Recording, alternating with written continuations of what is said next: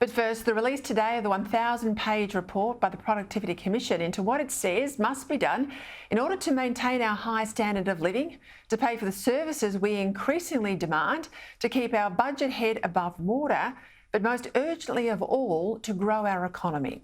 The Productivity Commission is no government patsy. It's independent and is the key economic and research advisory body to the government of the day. And whether that government is left or right, it doesn't matter. The Commission often delivers reports that shake the tree in Canberra. And shaking the tree is a good thing because there's groupthink in Canberra that often paralyses genuine debate. And given our short 3-year electoral cycle, most ministers and public servants tend to think in years and not decades.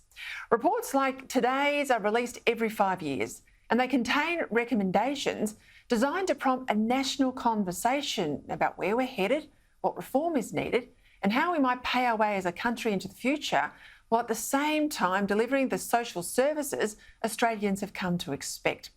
What's clear in this latest report is that unless we do something drastic to lift our sagging national productivity, we're going backwards.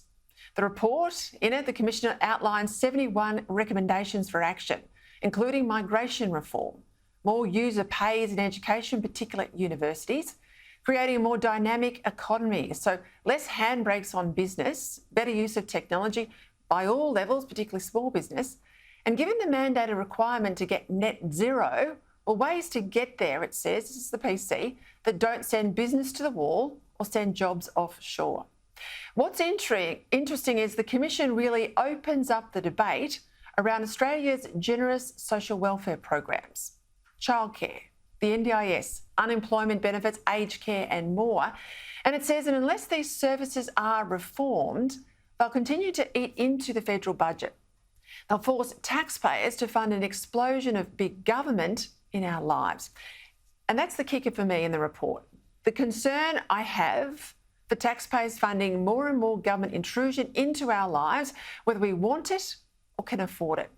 The whole purpose of government, if you're a Conservative like me, is just to do the things for us that we can't do for ourselves and no more. Things like defending our border, but everywhere else for government to get out of our lives.